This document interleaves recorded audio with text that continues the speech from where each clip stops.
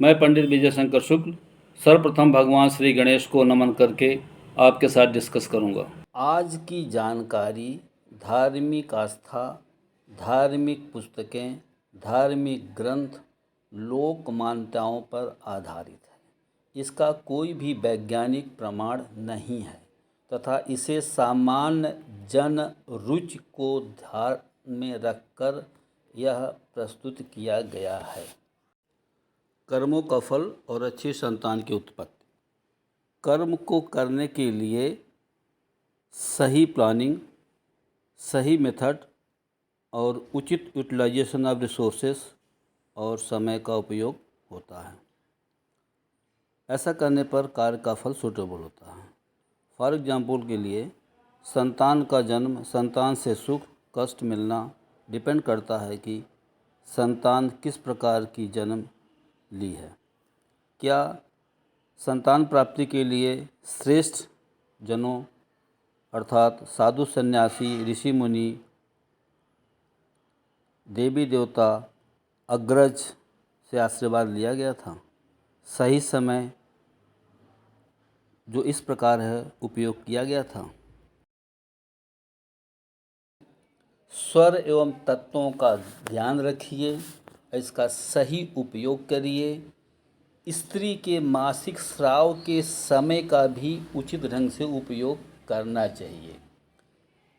Example के लिए शुक्ल पक्ष में पुत्र की उत्पत्ति होती है, कृष्ण पक्ष में कन्या की उत्पत्ति होती है। दूसरा और है ऑड एंड इवन डेज।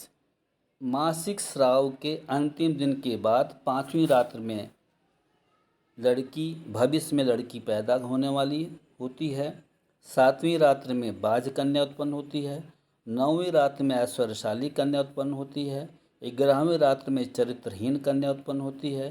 13वीं रात्र में वर्णशंकर कन्या उत्पन्न होती है। 15वीं रात्र में सौभाग्यवती कन्या उत्पन्न होती है। इवन डेज में 6 रात्र में मध्यम आयु वाला पुत्र उत्पन्न होता है। 8वीं रात्र में ऐश्वर्यशाली पुत्र उत्पन्न होता है।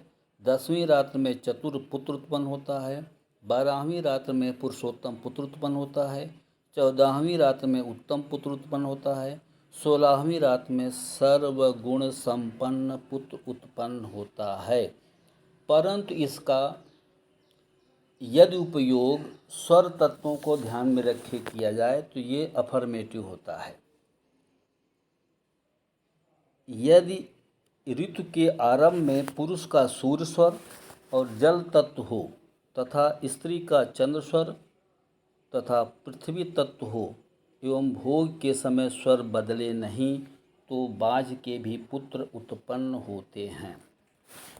यदि पुरुष के सूर्य स्वर में जल अथवा पृथ्वी तत्व मिला हो और स्त्री के चंद्र स्वर में पृथ्वी या वायु तत्व मिला हो और गर्भाधान करने से धनवान एवं सुखी पुत्र उत्पन्न होता है। यदि पुरुष का चंद्र स्वर एवं स्त्री का सूर्य स्वर चल रहा हो तथा जल तत्व में पृथ्वी जल का संयोग हो तब भी गर्भाधान से कन्या उत्पन्न होती है।